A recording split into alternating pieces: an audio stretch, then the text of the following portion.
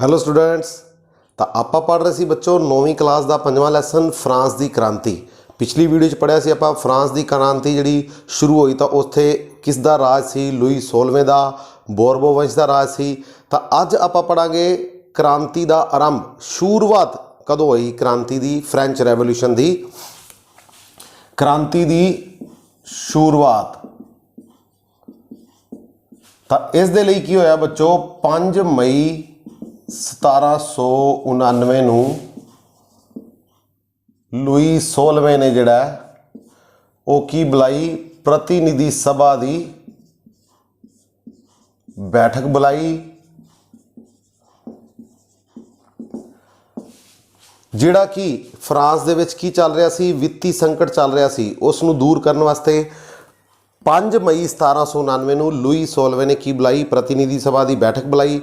इस बैठक में पहला की होंदा सी बच्चों 3 वर्ग सी, पादरी वर्ग, कुलीन वर्ग और साधारण वर्ग। तो 3 वर्ग सी जिहड़े उन्हां दे ही नुमाइंदे या प्रतिनिधि ने जिहड़े सिर्फ वही की कर सकते सी, वोट पा सकते सी। 3 वर्गां दे जिहड़े प्रतिनिधि सी सिर्फ वही वोट पा सकते सी। तो उस ही चीज़ नूं कंटीन्यू करते हुए लुई 16वें ने एक गल रखी भी तिन्ने प्रतिनिधि जिहड़े ने वो वोट पाएंगे, पर हुण तीसरे वर्ग ने जिहड़ा वो की कर लिया, उन्होंने ये डिमांड रखी भी सभा का जिहड़ा हरेक मैंबर वो की पाएगा, अपनी वोट पाएगा। तीसरे वर्ग ने डिमांड रखी भी सभा का हुण हरेक मैंबर ही वोट पाएगा और बहुमत नाल जिहड़ा फैसला आएगा वही आपां मन्नांगे। तो पहले और दूसरे वर्ग ने की किया, इसका विरोध किया भी ये गल ठीक नहीं गी, पुराना ही सिस्टम चलेगा, सिर्फ प्रतिनिधि ही वोट पाएंगे। तीसरे वर्ग ने कहा भी नहीं, सारे मैंबर वोट पान तो बहुमत नाल फैसला होए। तो फिर लुई 16वें ने जिहड़ा भी की किया, तीसरे वर्ग की इस डिमांड नूं, इस मंग नूं जिहड़ा वो रद्द कर दिता और तीसरा वर्ग जिहड़ा वो सभा दे विचों ही उठ के बाहर चला गया।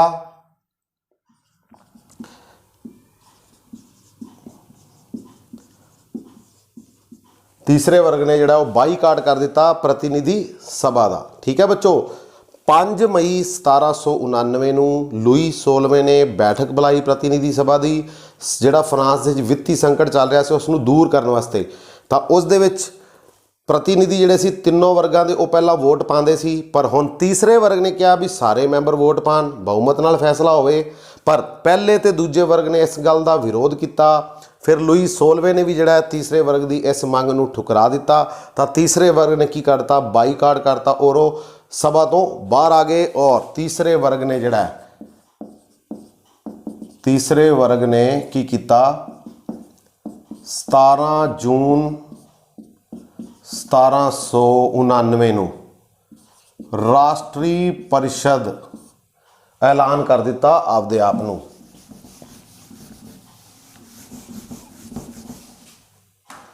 राष्ट्रीय परिषद आम लोगों की परिषद, आम लोगों को मिला के 17 जून की कर दिता इन्होंने, राष्ट्रीय परिषद अनाउंस कर दिता।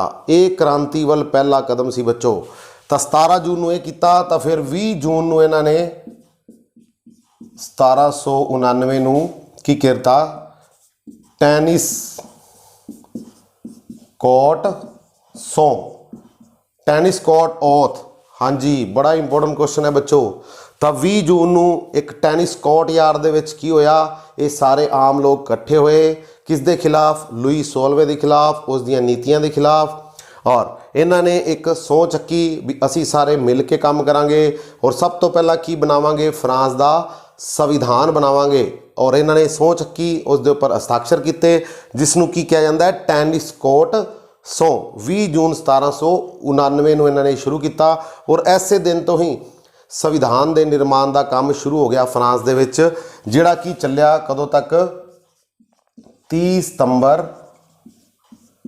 1791 तक चलिया। कित्थों शुरू होया, 20 जून तो। 20 जून 1799 तो लैके 30 सितंबर 1791 तक इस राष्ट्रीय परिषद ने जिहड़ा वो की करता ਕੰਮ ਸ਼ੁਰੂ ਕਰ ਦਿੱਤਾ ਕਿਸ ਨੂੰ ਬਣਾਉਣ ਦਾ, ਸੰਵਿਧਾਨ ਬਣਾਉਣ ਦਾ। फ्रांस का संविधान बनाने का काम शुरू हो गया और सब तो पहला उन्होंने टेनिस कोर्ट सौ चुकी बच्चों। हुण इस तो बाद अगला स्टैप सी उन्हां दा, देखो उन्होंने अपनी इस राष्ट्रीय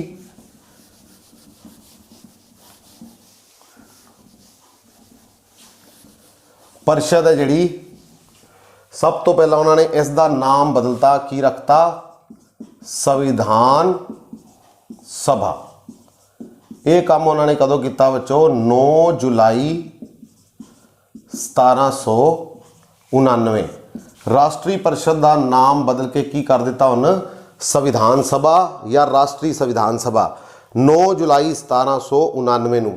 हुण जदों ये चीज़ों का पता लग्या लुई 16वें नूं, तां उसने की किया, उसने अपने फेवरेट जिहड़े लोग सी, आपदा फेवर करने वाले सी, उन्होंने इकट्ठा किया और एक अफवाह फैला दी भी ਜਿਹੜੇ भी संविधान सभा के मैंबर ने या संविधान सभा का साथ देंगे, मैं उन्होंने सारिਆਂ ਨੂੰ की कर लाँगा, पकड़ लाँगा, कैद कर दाँगा। और जदों ये अफवाह राष्ट्रीय परिषद आम लोगों च फैली तो आम लोग जिहड़े ने वो गुस्से हो गए। तो गुस्से में आई भीड़ ने की किया बच्चों, 14 जुलाई 1799 नूं, बड़ा इंपॉर्टेंट क्वेश्चन, बैस्टील ते कब्जा। बैस्टील जिहड़ी सी वो की सी, एक पुरातन किला सी फ्रांस का, और जिथे कि पुरातन किला सी और इत्थे राजसी कैदियों नूं कैद करके रखा जाता सी बच्चों। तो हुण राष्ट्रीय परिषद या संविधान सभा के जिहड़े आम लोग सी, उन्होंने की किया, 14 जुलाई नूं इस दे उपर की कर लिया, कब्जा कर लिया। जिहड़े इस दे कर्मचारी सी, रख रखाव वाले, उन्होंने पकड़ लिया, मौत के घाट उतार दिता। और इसे करके ही पूरे फ्रांस दे विच हर साल 14 जुलाई का दिन जिहड़ा वो बैस्टील दिवस के रूप में भी मनाया जाता है बच्चों, बैस्टील दिवस। तो बैस्टील दिवस के रूप में मनाया जाता है फ्रांस में किहड़ा दिन, 14 जुलाई का दिन, क्योंकि 14 जुलाई 1799 नूं बैस्टील के उपर कब्जा किया सी आम लोगों ने, किस दे खिलाफ, लुई 16वें के खिलाफ। इस तो बाद संविधान सभा के मैंबरां ने आम लोगों की जिहड़ी सभा सी 4 अगस्त 1799 नूं की इंपॉर्टेंट काम किया बच्चों, टित्थे कर खत्म कर दिता। टित्थे जिहड़ा कि कर दिता जाता सी किसनूं बच्चों, याद आ गया, गिरजाघर नूं, और टाइले किनूं दिता जाता सी, राजे नूं। तो टित्थे कर नूं खत्म कर दिता 4 अगस्त 1799 नूं। ये बड़ा वड्डा कदम सी संविधान सभा का।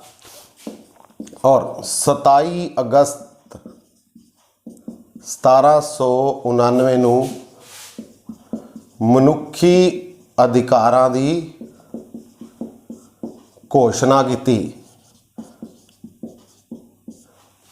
मनुखी अधिकारां की घोषणा की फ्रांस दे विच 27 अगस्त 1799 नूं। तो इस तो बाद जिहड़ी चेंजिज आनियां शुरू हो गई कित्थे, हुण संविधान दे विच। किहड़े संविधान दे विच, हाँ जी, कित्थे, फ्रांस दे विच। तो फ्रांस दे विच राष्ट्रीय परिषद जिहड़ी कि बाद में संविधान सभा बन गई। तो उन्होंने काम शुरू किए, बैस्टील के उपर कब्जा कर लिया, 4 अगस्त नूं टित्थे कर खत्म कर दिता जिहड़ा कि गिरजाघरां नूं दिता जांदा सी, 27 अगस्त नूं मनुखी अधिकारां की घोषणा कर दी। तो हुण कन्वेंशनां का दौर जिहड़ा वो शुरू हो गया, जिस तो मजबूर होके की करना पिया हुण, हाँ जी, लुई 16वें नूं मान्यता देनी पई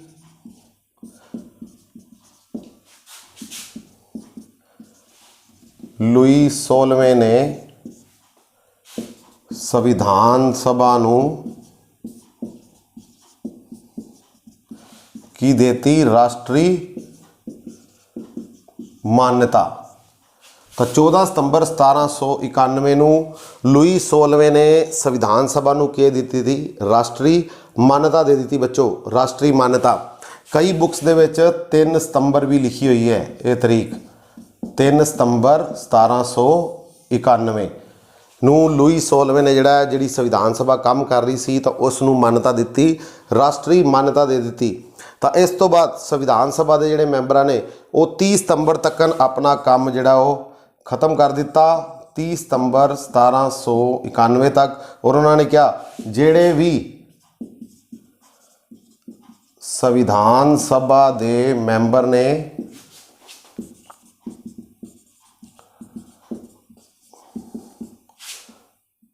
ਉਹ ਨਵੀਂ ਬਣਨ ਵਾਲੀ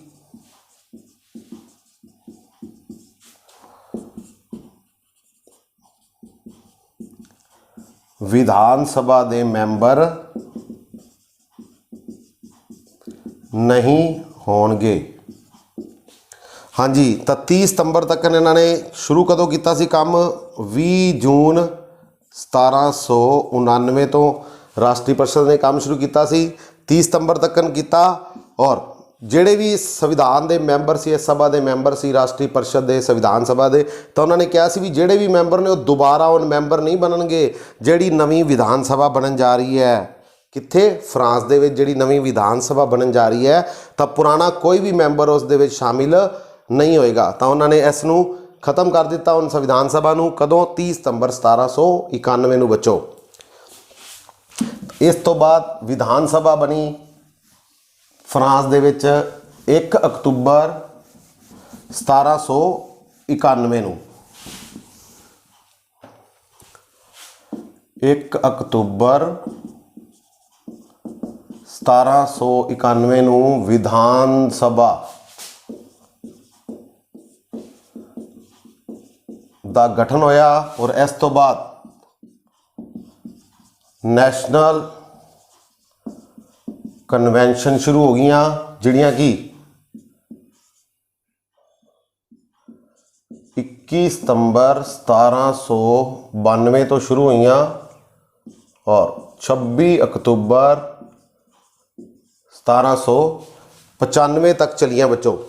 ਹਾਂਜੀ, ਨੈਸ਼ਨਲ ਕਨਵੈਨਸ਼ਨ ਸ਼ੁਰੂ ਹੋ ਗਈਆਂ, ਰਾਸ਼ਟਰੀ ਸੰਮੇਲਨ ਜਿਹੜੇ ਨੇ ਉਹ ਸ਼ੁਰੂ ਹੋ ਗਏ। ਤਾਂ ਰਾਸ਼ਟਰੀ ਸੰਮੇਲਨ ਜਿਹੜੇ ਨੇ ਉਹਨਾਂ ਨੇ ਫਰਾਂਸ ਨੂੰ ਕੀ ਬਣਾ ਦਿੱਤਾ?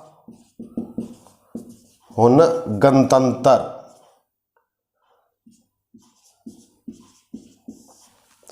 ਤਾਂ ਨੈਸ਼ਨਲ ਕਨਵੈਨਸ਼ਨਾਂ ਦਾ ਦੌਰ ਜਿਹੜਾ ਸ਼ੁਰੂ ਹੋਇਆ 21 ਸਤੰਬਰ 1792 ਤੋਂ ਲੈ ਕੇ 26 ਅਕਤੂਬਰ 1795 ਤੱਕ। ਤਾਂ ਉਹਨਾਂ ਨੇ ਫਰਾਂਸ ਨੂੰ ਹੁਣ ਕੀ ਬਣਾ ਦਿੱਤਾ ਬੱਚੋ? ਗਣਤੰਤਰ ਬਣਾਤਾ। ਵਿਧਾਨ ਸਭਾ ਦਾ ਗਠਨ ਕਦੋਂ ਹੋਇਆ? 1 ਅਕਤੂਬਰ 1791 ਨੂੰ, ਜਿਸ ਦੇ ਪੁਰਾਣਾ ਕੋਈ ਵੀ ਮੈਂਬਰ ਜਿਹੜਾ ਉਹ ਸ਼ਾਮਿਲ ਨਹੀਂ ਹੋਇਆ।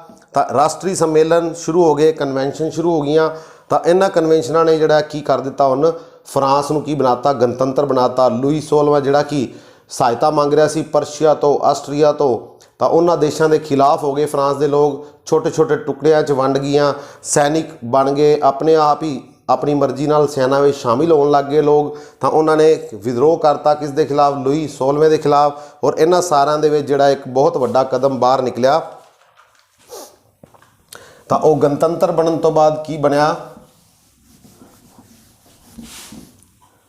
ਫਰਾਂਸ ਦਾ ਰਾਸ਼ਟਰੀ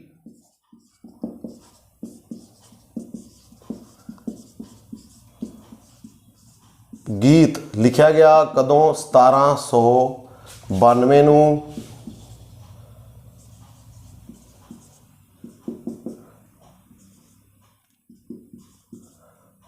ਮਾਰਸੇ। और इस गीत ਨੂੰ ਲਿਖਿਆ ਕਿਸਨੇ ਸੀ? ਰੋਜਟ ਡੀ ਲਾਈਸੇ। ਤਾਂ ਫਰਾਂਸ ਦਾ ਰਾਸ਼ਟਰੀ ਗੀਤ ਜਿਹੜਾ ਉਹ ਲਿਖਿਆ ਗਿਆ ਰਾਸ਼ਟਰੀ ਕਨਵੈਨਸ਼ਨਾਂ ਦੇ ਦੌਰ ਵਿੱਚ 1792 ਵਿੱਚ। ਰੋਜਟ ਡੀ ਲਿਸਲੇ ਨੇ ਲਿਖਿਆ ਸੀ ਇਹ ਗੀਤ ਔਰ ਇਸ ਦਾ ਨਾਮ ਸੀ ਮਾਰਸੇ। ਮਾਰਸੇ, ਠੀਕ ਹੈ, ਮਾਰਸੇ।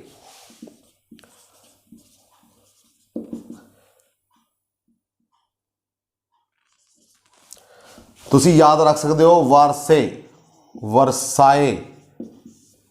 ਹਾਂਜੀ, ਵਰਸਾਏ ਜਿਹੜਾ ਕਿ ਪੈਲਸ ਸੀ, ਸ਼ਾਹੀ ਪੈਲਸ ਸੀ, ਜਿਸ ਦੇ ਵਿੱਚ ਲੂਈ 16ਵਾਂ ਰਹਿੰਦਾ ਸੀ, ਰਾਜੇ ਰਹਿੰਦੇ ਆ ਰਹੇ ਸੀ।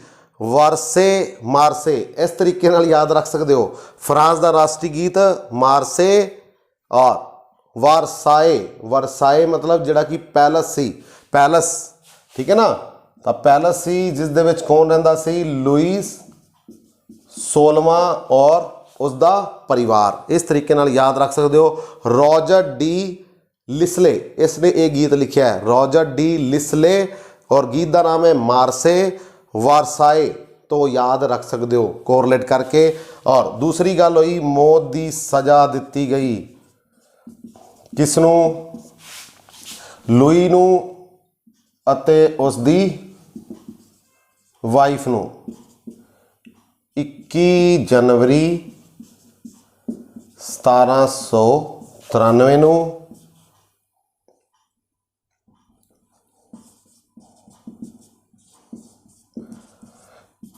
ਗਿਲੋਟਾਈਨ। ਤਾਂ ਗਿਲੋਟਿਨ ਤੇ ਟੰਗ ਦਿੱਤਾ ਗਿਆ। ਮੌਤ ਦੀ ਸਜ਼ਾ ਗਿਲੋਟਾਈਨ ਇੱਕ ਤਰ੍ਹਾਂ ਦੀ ਕੀ ਸੀ? ਫਾਂਸੀ। ਦੋ ਖੰਭਿਆਂ ਦੇ ਵਿਚਕਾਰ ਰੱਸਾ ਲੱਗਿਆ ਹੋਇਆ ਸੀ ਤਾਂ ਉਸ ਨੂੰ ਗਿਲੋਟਿਨ ਕਿਹਾ ਜਾਂਦਾ ਸੀ। ਕਿੱਥੇ? ਫਰਾਂਸ ਦੇ ਵਿੱਚ ਗਿਲੋਟਿਨ। ਉਸ ਤੇ ਉੱਪਰ ਲਟਕਾ ਦਿੱਤਾ ਗਿਆ। ਮੌਤ ਦੀ ਸਜ਼ਾ ਦਿੱਤੀ ਗਈ, ਮੌਤ ਦਾ ਦੰਡ ਦਿੱਤਾ ਗਿਆ ਲੂਈ 16ਵੇਂ ਔਰ ਉਸ ਦੀ ਪਤਨੀ ਨੂੰ। ਠੀਕ ਹੈ, ਉਸ ਦੀ ਪਤਨੀ ਮੈਰੀ ਨੂੰ। ਦੋਨਾਂ ਨੂੰ 21 ਜਨਵਰੀ 1793 ਨੂੰ ਕੀ ਦਿੱਤਾ ਗਿਆ? ਮੌਤ ਦੀ ਸਜ਼ਾ ਦਿੱਤੀ ਗਈ। ਕਿੱਥੇ? ਗਿਲੋਟਿਨ। ਗਿਲੋਟਿਨ ਕੀਤਾ ਗਿਆ ਯਾਨੀ ਕਿ ਫਾਂਸੀ ਦੇ ਦਿੱਤੀ ਗਈ। ਮੌਤ ਦੀ ਸਜ਼ਾ ਜਿਹੜੀ ਦਿੱਤੀ ਗਈ ਉੱਥੇ ਗਿਲੋਟਿਨ ਰਾਹੀਂ। ਤਾਂ ਫਰਾਂਸ ਦੇ ਵਿੱਚ ਫਾਂਸੀ ਦੀ ਸਜ਼ਾ ਕਿਸ ਰਾਹੀਂ ਦਿੱਤੀ ਗਈ? ਗਿਲੋਟਿਨ। ਓਕੇ ਬੱਚੋ। ਤਾਂ ਲੂਈ 16ਵਾਂ ਅਤੇ ਉਸ ਦੀ ਪਤਨੀ ਹੁਣ ਉਸ ਤੋਂ ਬਾਅਦ ਕੀ ਬਣ ਗਿਆ? ਗਣਤੰਤਰ ਬਣ ਗਿਆ। ਤਾਂ ਇਹ ਸੀ ਆਪਣਾ ਅੱਜ ਦਾ ਟੌਪਿਕ। ਕ੍ਰਾਂਤੀ ਦਾ ਆਰੰਭ ਕਿਸ ਤਰ੍ਹਾਂ ਹੋਇਆ?